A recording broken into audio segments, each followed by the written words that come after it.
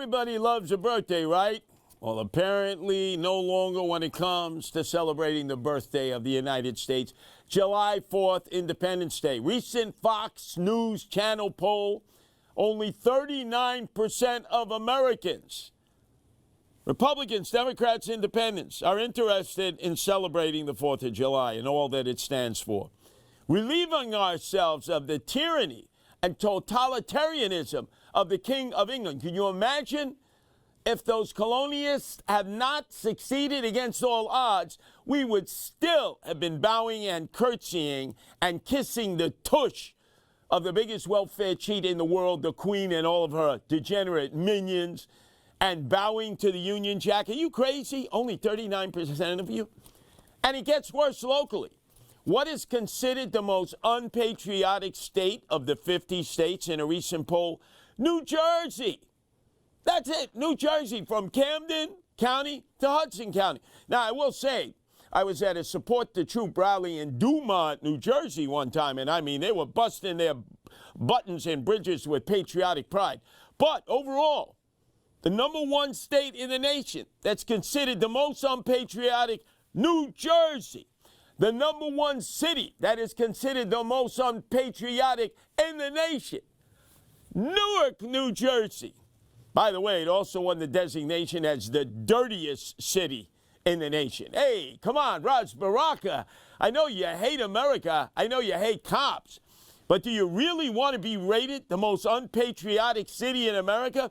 Newark is more unpatriotic than Berkeley, Berkeley, in the East Bay, where they hate everything American, San Francisco, Oakland, Berkeley. Oh, my God. Think about that. But I will tell you where I will be on the 4th of July as you watch this. I will be at the annual Travis 4th of July parade in Staten Island, the longest running in the nation. And let me tell you something. It brings together blue-collar, working-class Democrats, Republicans, Independents. It goes through the neighborhood streets. It winds through. You see people, they bring their lawn chairs, their hibachi grills, and of course their coolers, because they're drinking a lot of brewski, and their American flags. And they're Democrats, Republicans, and Independents. They're black, white, Hispanic, Asian. People look forward to it. So for all those people who can't catch their flights because they've been canceled, for all those people who say it costs too much gato for the gas, you know, with Joe Biden's inflation that he blames on Putin, hey, all you got to do if you're in New Jersey, the most unpatriotic state in the nation, is come across the Outer Bridge Crossing or the Goethals Bridge or the Bayonne Bridge to Travis.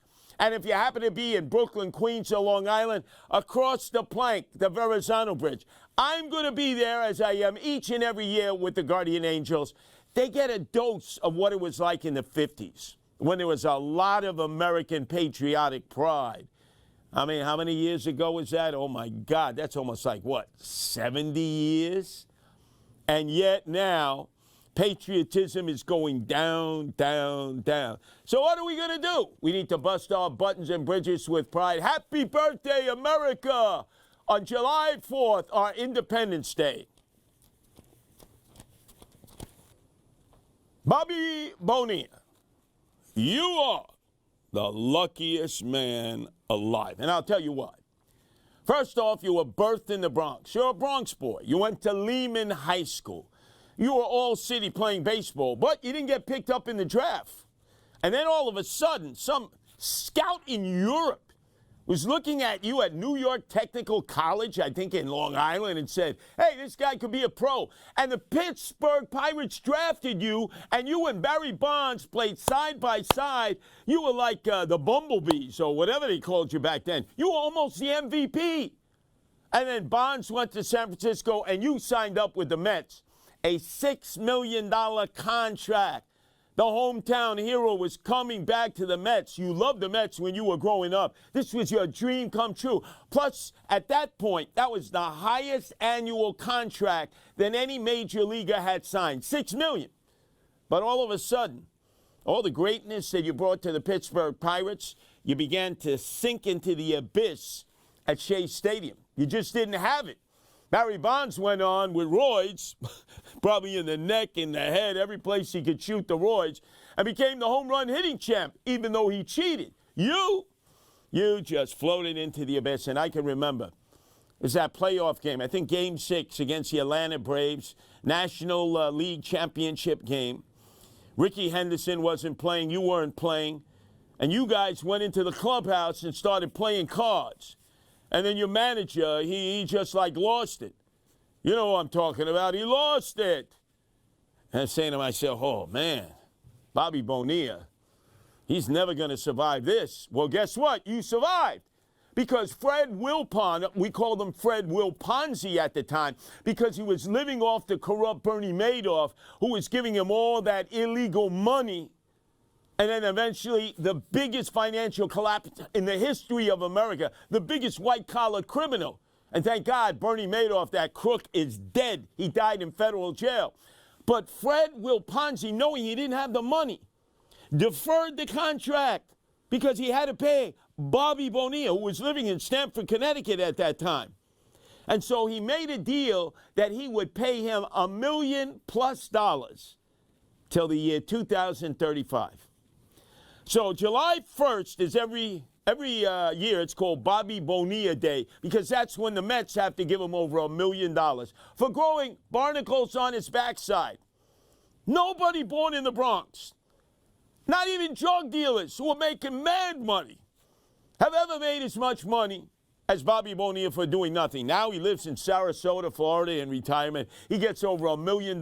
Now from the guy who ought to be in jail for insider trading information, the new owner of the Mets, Steve Cohen, who knew he had to inherit this contract. Imagine Bobby Bonilla, luckiest man in America, born in the heart of the Bronx, will make over $1 million every year for doing nothing because of Fred Wilponzi and the extended contract he signed. And you know who negotiated it for Bobby Bonilla? His wife.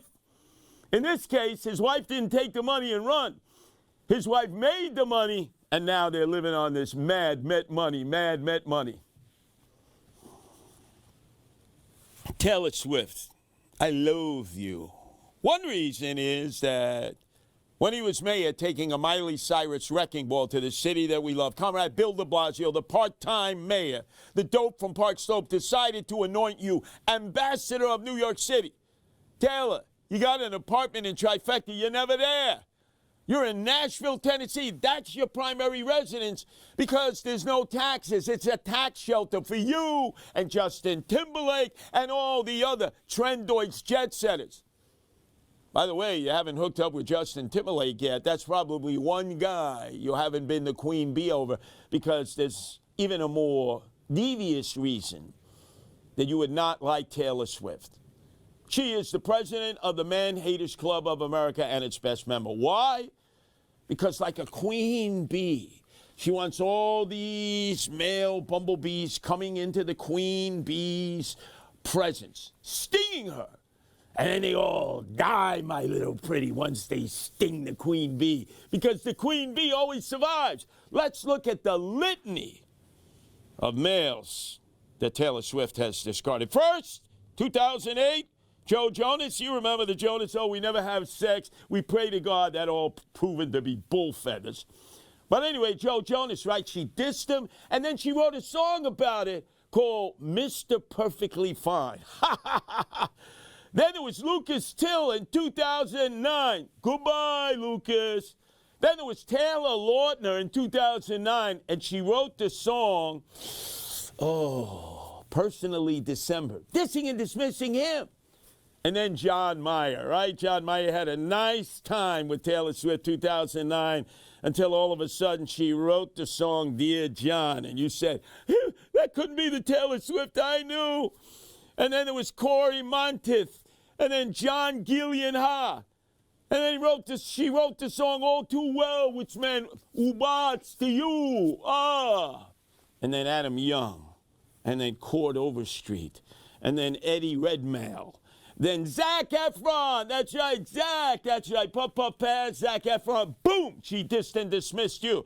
Now, that's up to like 2012, right? Wait, we're not over. Remember, there was Connor Kennedy. That's right, one of the Kennedy kids. Right there in Cape Cod there, Martha's Vineyard. Well, you know what she did? She was so obsessed with Connor Kennedy and his drugging and boozing ways like all Kennedys. She decided to buy a multi-million-dollar mansion next to the Kennedy Mansion in Martha's Vineyard, where whatever happens in the Kennedy Mansion stays in the Kennedy Mansion. And then it was oofa to you, Connie Kennedy. Off you went. And then there was Calvin Harris, right, Mr. EDM? And then Harry Styles, and remember she wrote the song Styles, which was a double oofa to you, Harry Styles. And then Tom Hadelman, and now Joe Alwyn. I'm sure Taylor Swift has a prenup, but all of these guys, I mean, look, all these guys, like in the wake of Queen Taylor Swift, like bumblebees, they sting her. And then she goes, and now you're dead, my little pretties, because I'm the president of the Man Haters Club of America, and its #1 member. Little do you realize that cell phone you have, that smartphone, that iPhone, that free Obama phone you got during the Obama administration, or that burner phone that you drug dealers and guys who have gumadas on the side get rid of each month, that the guy who invented the cell phone, it was back in 1973, he's still alive. He's an old out the cocker. He did it in Chicago for Motorola. And that first cell phone basically connected your ear to your mouth, just like what you see here. That was his idea of a cell phone. And he said it was so that you could make important phone calls, you could receive important phone calls. Now, after looking back on close to 50 years, he says, what a mistake he made in inventing the cell phone. He's telling everybody out there, put the cell phone down and get on with a real life. Is your life so meager, so miserable that you have to spend your entire life on the cell phone? Texting, sexting, having a good old time? The guy who invented the cell phone says it was the worst mistake of his very long life. He's 92 years old. And he couldn't be more hopelessly right. Look at how much of your day is consumed with the cell phone. It's like you're married to the cell phone. Yeah, at times it's like a husband or a wife.